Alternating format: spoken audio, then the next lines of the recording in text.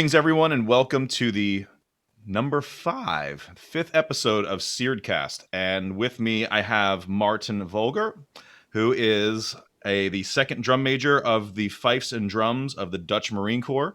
And Martijn is a very good friend and colleague, and I am honored to have him on today. So, Martijn, thank you so much for joining us today. Well, Mark, thanks for the invite. It's an honor to be presented in this room. Awesome. So let's start off with the first question. So the Dutch, not Royal Marines, but I know a lot of this conversation is probably going to happen, and I apologize in advance for saying Royal because I probably will by accident. But could you just give a brief overview of what the Dutch Marine Corps Fifes and Drums, like who are they? What do they do? What's their responsibility? Well, the Dutch Marine Corps, the Fifes and Drums are real Marines. So we did our basic training, and after our basic training, we are in our School of Music. That's for a year. So we have 6 months of basic Marine training, and after that, we go a year to our own School of Music. And the main part we do is ceremonial for the Marine and the Marines, for the Navy and the Marines, and state ceremonial. That's our core business. That's incredible. So, I mean, you go and you learn how to basically defend your nation, and then you go and you study music. Yeah. So after you do all of the shooting training and learning how to blow things up, which is always a lot of fun in the military, what do you learn at the School of Music? What are some of the components that are taught there? Of course, everything about ceremonial. And you learn how to play the drums or the flute. And we all have to play the trumpet, the horn, because we are also signalers. And that's the main thing, I guess. And after our music school, we still train basic soldiering. We have our, I call them exercises in the woods, shooting exercises, everything like that. So we have to keep up them, because if the Marines need us, we have to go. We pack our bags and we go. Yeah. And I mean, that's amazing. So, I mean, thank you for your service, because honestly, without people who are willing to defend the values and the integrity of what our country stand for, you know, the world would be in a much darker place. So, I mean, thank you for upholding, you know, the values of what your unit stands for and what your nation stands for. I think that's a really important thing to talk about in this day and age. Yeah, thank you. So let's dive a little into your story. My story. Your story is definitely something I have a lot of interest in, and I know a little bit about it, but I'd love to know more. So how did you start playing the drums? Did it start with drums? Let's even say, how did you start playing music? Well, I think I was 8 years, and I was already asking my dad about, I want to play drums. I want to play drums, all that stuff. And he said, no, my son. First thing you're gonna do is learn how to play the snare drum. Okay, Dad. So I went to the band, the marching band in our village, and there I learned to play the snare drum, marching with the snare drum, all that kind of stuff, and I loved it. I never once wanted to do something else. So the drums, I never going to play that, but the snare drum is my thing. That's awesome. So was your father also a drummer? No, he was not a drummer, but in the early days when he was a little boy, he played the clarinet in the marching band. And when I joined, I think 5 or 6 years later, he joined again to play the baritone. And so where in the Netherlands did you grow up? I grew up, it's called a small town, Voorschoten. It's near The Hague, the political city in the Netherlands. And that part of the Netherlands has a lot of marching bands, a lot of good marching bands. And I was joining one of those marching bands in Leiden, that's near Voorschoten. And one of my instructors over there, he was a Marine. He was in the Marine Corps. And he told me, I think I was 20 years old. He told me, hey, Martijn, you're ready with school now? what do you think about joining the Marines and play the drums over there and doing some cool stuff in the woods? So I was, well, okay, why not? So I went to audition. I did the audition, went to all the sport testing, physical testing, mind testing. And after that, I joined the Marines in January 98. And that's where the story begins. That's incredible. So, I mean, that's one of the things I find the most interesting is the Dutch community music scene with the marching bands and all of the towns. And I mean, when we even bring up the term taptoe and these small towns and villages that have these, town squares. And I think that was another really big fascination when I visited you all in Rotterdam, was to see, the newer parts of the city, but then the older parts of the city, discussing the sections that had been hit during World War II and needed to be rebuilt. And I mean, just the story that you're connected with drumming and community and military service. I mean, you have a very powerful package when it comes to all of the things that connect in your story. So I think this is really incredible. And honestly, it's inspiring for me. And I think inspiring for people to hear the connections of, music doesn't really exist just for music's sake. It has all of this connection to history and people's stories. Yeah. So when you join the Marine Corps, what is the rank that you start off with? We start with Marine 3, third class. And after your basic training, you go to Marine first class. Okay. And I think you do it for 6 years, about 6 years. And then you go to school again for corporal training. Got it. And that's how you go through your career. Okay, that's great. And so how many drummers and fifers are in the Marines today, the fifes and drums?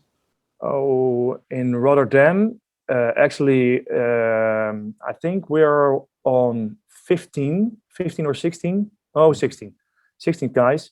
Yeah. We have 2 of them are now in basic soldier training, and we have 2 in the School of Music. So 16 plus 4, so 20. That's in Rotterdam. And then we have 5 of us is in the Caribbean. So 3 in Curacao and 2 on Aruba. So that's always probably everyone wants that position or wants that duty. Is that true? Yeah, that's true. So have you ever been stationed in the Caribbean? Yes, I have. I was there from 2006 till 2009.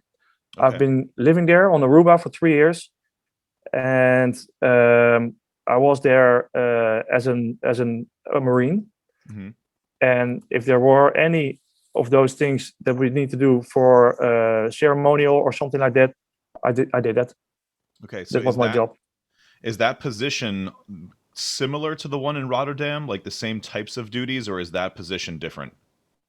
No, it's different because you're also a ceremonial advisor of the whole barracks and the whole of Aruba, Curacao, Sint Maarten.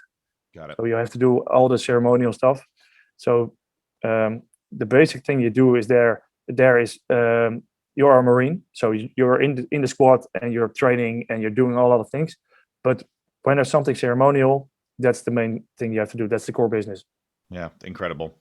I mean, and so I definitely have been blown away with not only just the musical talent of the fifes and drums, but also the discussion of the steel band that's there. And so obviously there's a connection with the Marine Corps and the Caribbean, so it makes sense that there's a steel band there. But could you tell us a little bit about, like, is that part of the training at the School of Music? How does that fit with the mission? Well, it all started in 1969. The people of Aruba wanted to say thanks to the Marines, so they gave us a steel band set. Not us, but the Marines. So the commander of the base in Aruba was thinking, "Oh, nice steel band, but what am I going to do with it?" So they thought, "Hey, in Rotterdam there are musicians, there are Marines. Let's send this whole steel band set on a boat to the Netherlands, to Rotterdam, and ta-da, we have a steel band." So that's how it all started. It's an awesome instrument. and when it's all come together and connected, it's really really nice music. It's always giving you a smile. Yeah. If I see the guys I'm playing together, they're all laughing and going on that rhythm. It's so much fun to see. And it's not in our basic school music school training, but after that, if there is an instrument that is getting free because one of the players has to go to soldier training again or to something else, he will learn how to play that instrument, and he's joining the steel band. Right. So I think this is very interesting because at that point you're really bringing in the spirit of the Caribbean back to Europe, and I mean that's really kind of goes the idea of that drum brings the spirit out of the player and the rhythms and the sounds of that. So to kind of use that as a springboard, the rhythms and the sounds and the style of the steel drum is very unique, but so is actually the Dutch rudimental style, specifically with the Marines. And so can you talk about maybe the spirit, the style, the history of the rudimental drumming style of the Marine Corps? Well, the unique thing about the Dutch drumming that we as Marine do is playing from the wrists.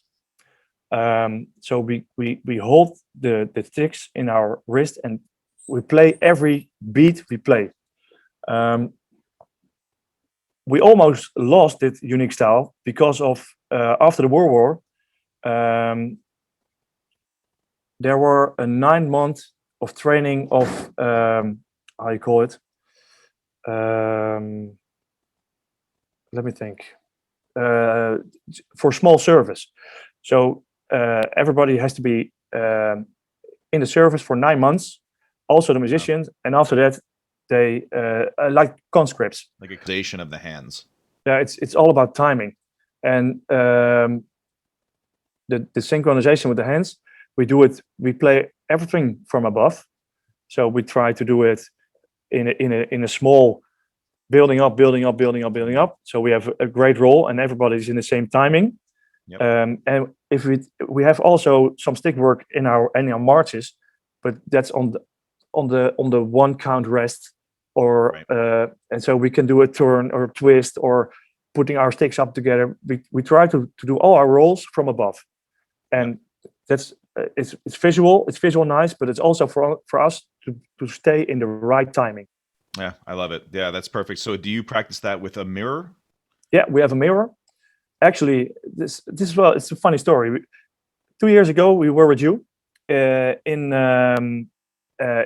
America, and we went to, I think, the small town. It was Gettysburg, where we were.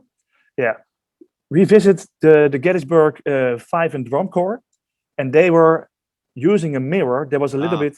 Yeah, that was the Colonial Williamsburg. Yeah, Williamsburg. Yeah. Yeah, there it was. So they're using a mirror by training for training. There was a little off the grid of the wall.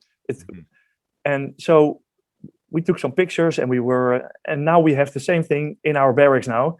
So we can, if we watch in front, we can see all each other doing the lift work, the stick work, and we stay in the right timing. So we are with 8 or 9 guys in front of a mirror doing the same thing over and over again. Yeah, that's fantastic. So just real last quick question on that. So you had mentioned something about starting from above. Yeah. So really starting very open, right, left. In the American style, we would call that open, closed, open. So we would start it as very open drumming, and then you play it faster, and then you get to your top speed, and then you come out of it. Do you practice that everyone together? Every day. Wow. Every day we start in the morning at we have to start in the morning at 07:30. And we were doing this, starting with a drum roll, always starting up. So sticks ready, 1 up, and then we go 1, 2, 3, 4, 1, 2, 3, 4, and up, and speeding up, top speed, and then we're not giving each other a commando to go back, but we're listening. So the oldest drummer thinks, "Oh, I'm getting sweaty now. I'm going." So we're going back, and then everybody's listening. Oh, we're going back. Yeah. So we're really using our ears to to stay connected. Yeah, that's fantastic. I love that technique. We had done that with the old guard for a little while as well, and that was really an interesting thing to hear the difference, because some people will think about warming up, and when they're warming up, they're saying, okay, big muscle groups, and then I'll work through my small muscle groups. And No, for me, I really think the double stroke roll, I mean, that's the bread and butter of a drummer's quality, right? Is how good their roll is. And so starting with an open, closed, open roll, it may not feel all that great, but it will get the blood flowing really well. yeah, it is. We believe if you get up to speed 120 in that open roll style, you can play everything at every speed. Yeah, I love it. And I mean, so just to kind of close out some of the stuff with the style, I really think I find it a powerful comment that you brought up World War II. And the World War really had kind of changed the physical landscape of Europe quite a bit, but it also changed a lot of the cultural landscape, because these historic buildings, libraries, things were destroyed, and there was almost like this hunt to find where the traditions came from, and like, how do we preserve everything that we have left, because so much was destroyed. And I know that the Marines had a lot of pretty fierce battles in World War II. Could you share a little bit about maybe some of the battles of? You guys have a nickname, I think, too, right? Is that Yeah, we the nickname is the Black Devils. Yeah, it's cool. It was 1940. The war started in the Netherlands, and at the 10th of May in 1940, the Germans came up to Rotterdam with airplanes, boats, parachutists, and they were in the south of Rotterdam, and they wanted to cross the canal, the Maas, along the Maasbrugge. So a bridge called the Maasbrugge, a very famous bridge now. But the Marines were also stationed in Rotterdam, so they heard the Germans are coming, and they blocked the Maasbrugge, and they did that for 4 days. So I think there were like 300 to 500 Germans on the other side of the Maas, and there were like a group of 20 to 40 Marines. Wow. who were fighting the Germans, and they were all over the place, on the bridge, below the bridge, on top of some houses, keeping the Germans away from the north of Rotterdam. Wow. And they did that for 4 days, and then they bring in the big stuff, and Rotterdam was bombed. Yeah. So that was really, it's a great story. It's also a sad story, because a lot of Rotterdam get killed by that. But yeah, it's one of our banners that we did. Yeah. And I mean, I think to me, that's just another piece of this whole story, is that, every nation has its battles, and you have to reconcile after that. And it's same thing with the United States when we broke away from the UK, and, then we became one of the biggest allies of the UK during both world wars and things like that. So, it's very powerful to have that kind of story where there's such conflict. And now you go to, Bundeswehr, the music fest, and you can see the German army now connecting all of these countries and cultures through music. And I know that you all have a very strong tie with the Royal Marines from the UK, and, a lot of the other military bands out there. So I think it's just very powerful to see that you have this conflict and strife, 75, 80 years ago, and then you start talking about, well, here is what's happening now. And we have, for the most part, over the generations, have reconciled, and we bring our music together, and we celebrate our connected ties. Yeah, it is. Well, that's great. So this goes back now into a next topic that I want to talk about, because a lot of folks start to learn these historical stories, and they learn how to drum, they learn how to play, because they usually have a great teacher or a great mentor. Do you have anyone that you can say, this person had a lot of influence on my path? Well, a lot of influence, yes. Well, one of my inspirers was Tom van der Krocht. It's not a famous name, but it is a name well known in the Netherlands, and he was one of my first instructors, and a huge fan of marching bands. He took me to all kinds of tattoos and parades, and showed me what was going on in the marching band scene. And because of his enthusiasm, I was very happy to be in the marching band scene. I learned to see that it's not only drumming, but also the soul and the love for marching band and doing parades and doing tattoos and doing the right thing, and always wanted to do your best at that moment. So he learned me to do that, not only drumming, but the biggest thing he learned me was how that you have to love the marching band scene. Mm-hmm. So I'm very thankful for that to him. And another inspirer for me was René de Jong, and he was the instructor. What I told before for a marching band that I also had joined, and he was an instructor at the Fife and Drum Corps of the Marines, and asked me if I wanted to join the Marines too. So yeah, I learned a lot of him. And if it wasn't Tom or it wasn't René, I wasn't be here where I am now. So I'm very grateful and thankful to those guys. That's awesome. I mean, I think that's also part of it too, is that introduction to the drum is the introduction to discipline, follow through, commitment. And, if you have someone who's really just about, the technique or just about the sound, that's good. That's great. But if you can start to connect that to, the part of how that's serving the bigger picture of the marching band scene, the drum line as a whole, the band as a whole, the friendships that you make, that is actually a lot of, I don't want to say a lot of instructors, but that's a critical piece that if you are an instructor and you're missing that component, you need to get on that component as fast as possible, because that's really the bigger picture. Well, I think all the youth who is wanted to join drumming right now, it's not only the drumming, it's not only teaching how to drum, but it's also you have to learn them what is all to love the scene, the discipline, what you can achieve if you do all the best every day. Keep them enthusiastic, and not only rudimental number 15, do it again. It's so easy to do that, but you have to bring in your soul and everything to keep those guys enthusiastic.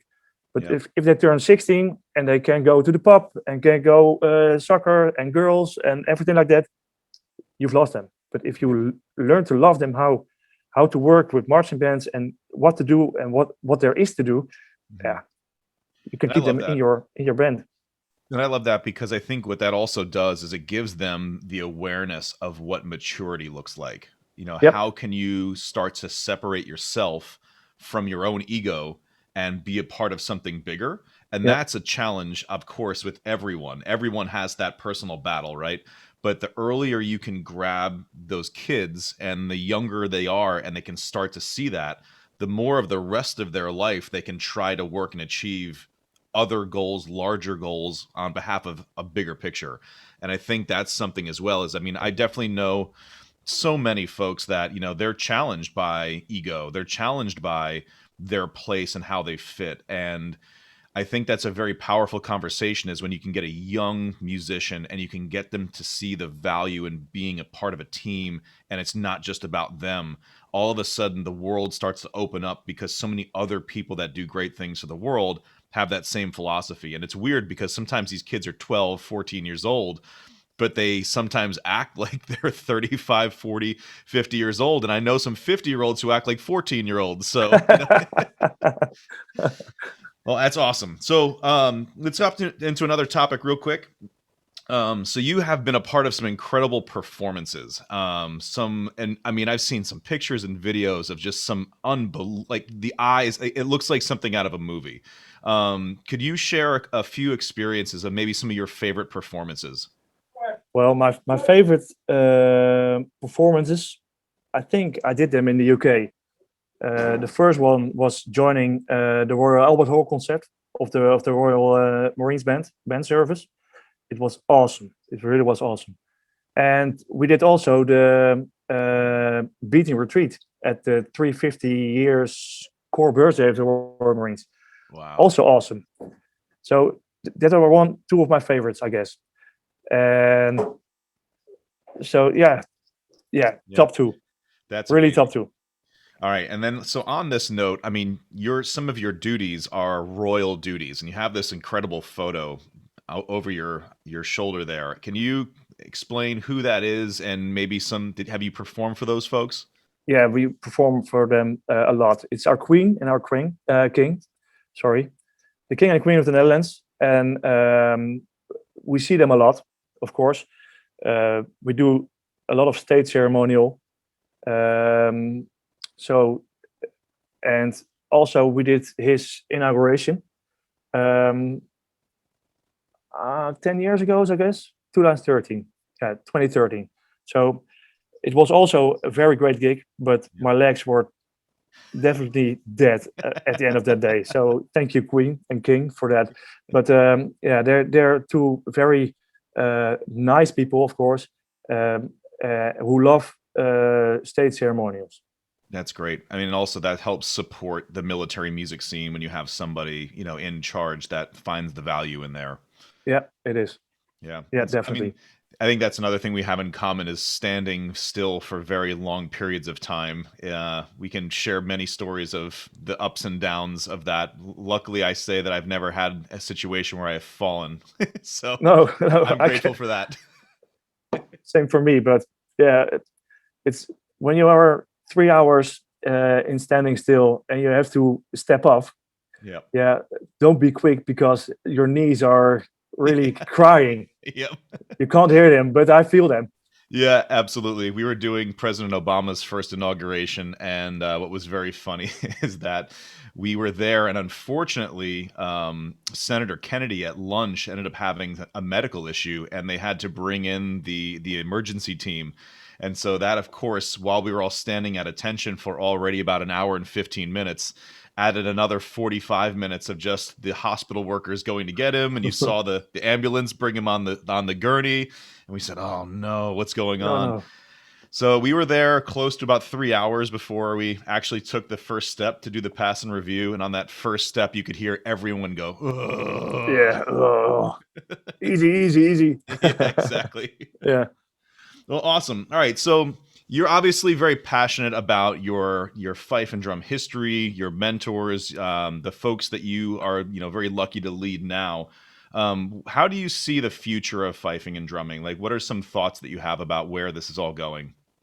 Well, there is a change, I think, and we have this discussion, I think, weekly in our barracks. Also, due to COVID, we are changing in online things.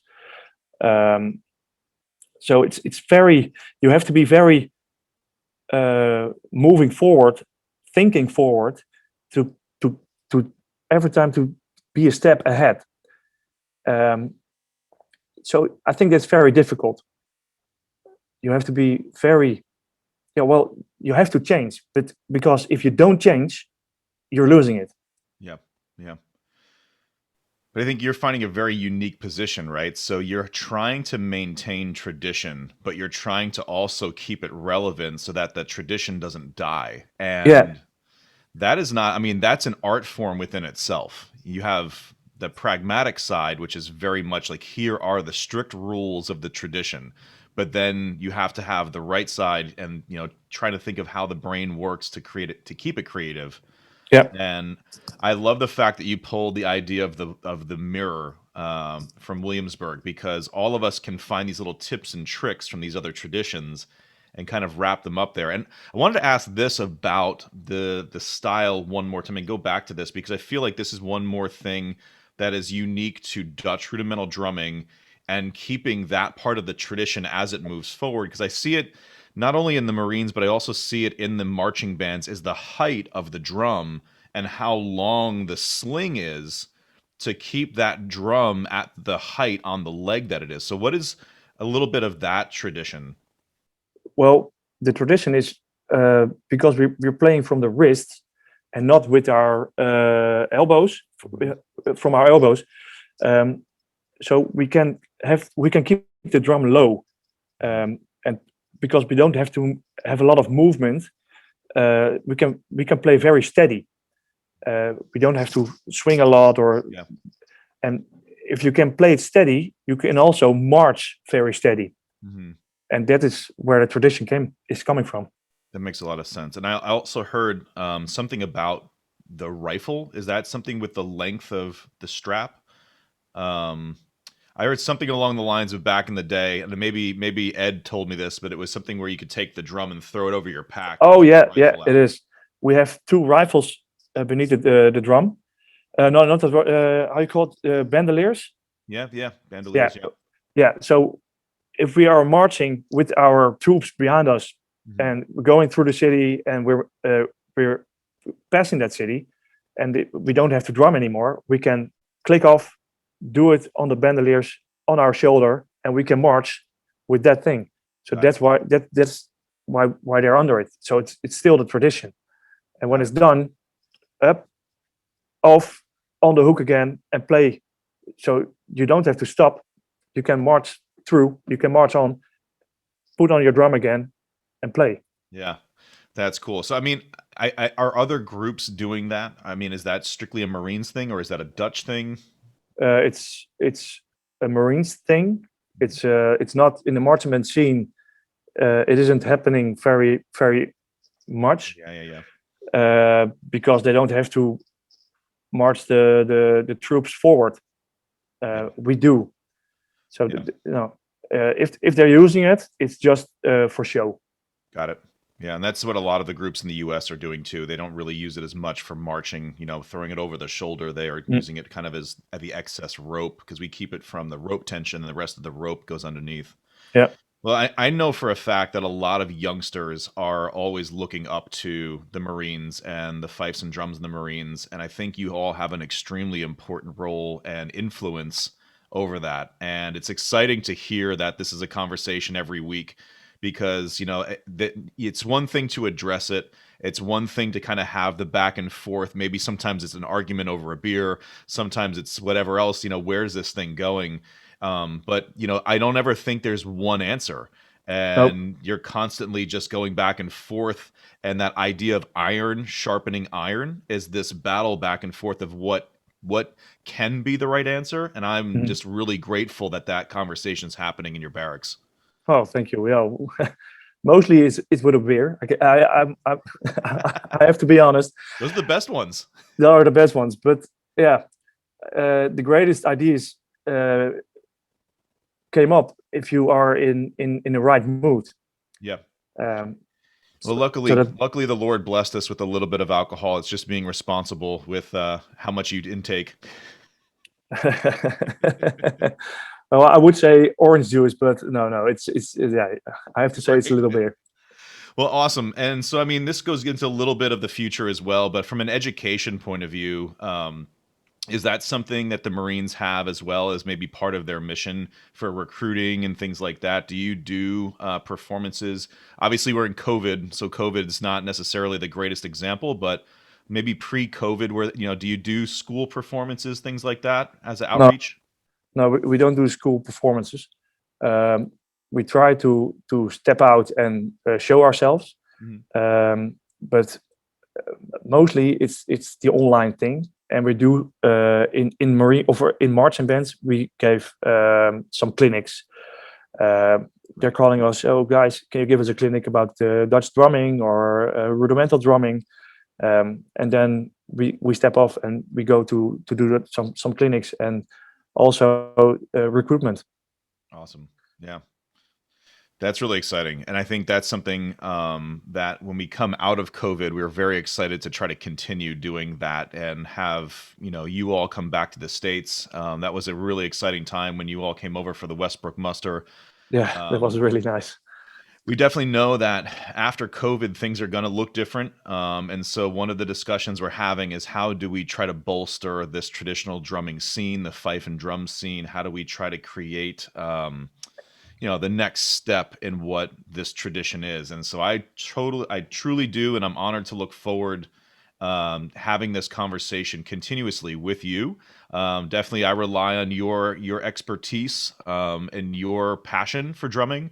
And I think, with SIRD and trying to connect all of these countries around the world, learning from each other, studying each other, connecting each other, we're actively making the world a better place, one conversation at a time. And I just want to say, Martijn, thank you very much for your friendship and your time today. Well, thank you, Mark. Thanks for having me here.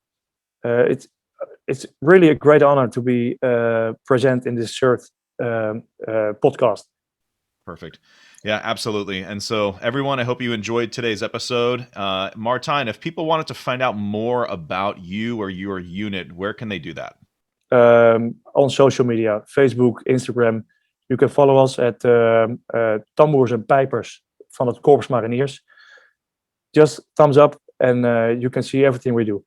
Awesome. And I know that your social media team is really like top rate. It's really, really good. So if you check them out, you're going to find some great stuff. Well, thanks. All right, everyone. Have a great day, and we'll see you next time. Thank you, Mark.